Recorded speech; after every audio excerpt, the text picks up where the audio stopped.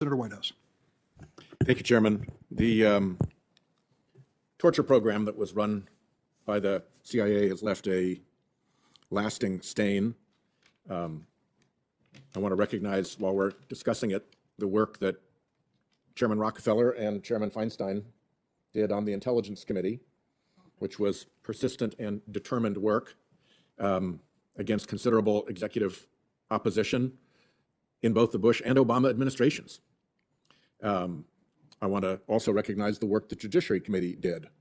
We had the hearing in this committee with the FBI interrogator who was extracted by the FBI and the Department of Justice when the FBI and Department of Justice got wind of the abuse that incompetent CIA contractors were applying in an effort to extract intelligence when they were in fact interrupting successful intelligence gathering by trained professionals. Senator McCain has been mentioned, and I want to thank particularly the Armed Services Committee under Chairman Levin and Senator McCain, who gave us on intelligence, where Levin and McCain sat as the chair and ranking members, and us in Judiciary, considerable support, moral and political support for getting to the bottom of the torture program. And what we're hearing now is that the torture program bedevils our ability to resolve the remaining detainees. This was always a problem.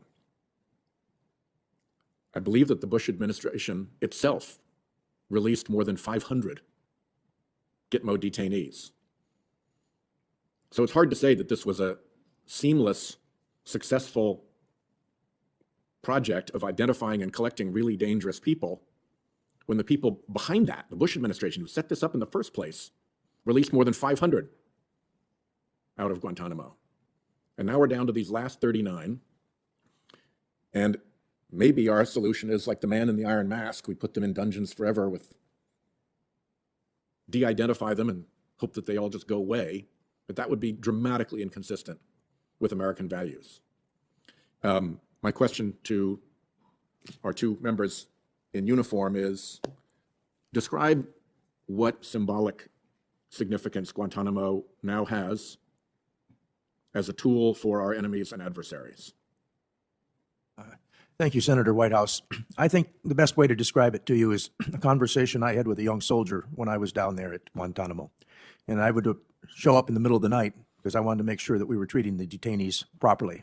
We did not indulge in enhanced interrogation techniques during that short period of time I was there, and I would not allow it. But this soldier asked me, he said, young 19-year-old kid, he says, "Sir, why are we treating them so well? They wouldn't treat us that way." And I said, "Soldier, you are exactly right. But if we treat them as they would treat us, we become them." And I would offer that we have, during this period of 20 years, surrendered our moral authority. Sir, I agree with everything that General Leonard just said. There's one point that you raised that I would like to address, and that's this myth out there that the FBI engaged in these clean team statements. The FBI and the CIA were involved hand in fist throughout all this intelligence gathering that we're learning through these hearings down at Guantanamo Bay. And we're hiding all of that behind the secrecy of classified information.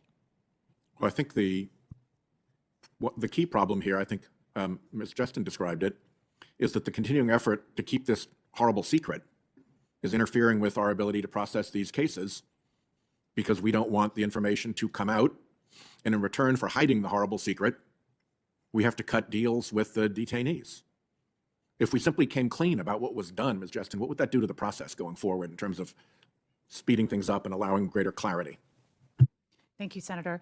In the case of my client, Mr. Khan, we were able to negotiate a guilty plea whereby he agreed to enter his plea pursuant to a long stipulation of fact that provided the clarity and the modicum of closure that we think is appropriate for the victims of these terrorist acts.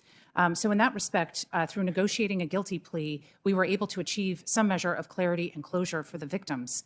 In terms of his torture, it was years of negotiation with the government, at its height this year preceding his sentencing to enable him to give an unsworn statement that described what he was subjected to at the hands of the CIA. And for him, that was very important. And for the country, it's very important to have the measure of accountability that can bring about. Mr. Chairman, I'm over my time, but I want to thank you for holding this hearing and for the attention that you're giving to the Department of Justice. A lot of this began, as you know, with completely inappropriate opinions offered by the Office of Legal Counsel. How do we know they're inappropriate? Because once they were public, the Department of Justice itself, under the same administration, disavowed them. And that was, in some respects, the original sin. And I don't think we've yet solved the problems at OLC that keep that original sin from repeating itself. And we're in active conversation about that, as you know. But thank you for your leadership, making sure that the Department of Justice doesn't get abused that way again. I don't know if I'll be here 8 years from now. Maybe somebody else can take on that responsibility. But 8 years ago, we raised this question. And had we closed Guantanamo at that point, I think would be better off as a nation.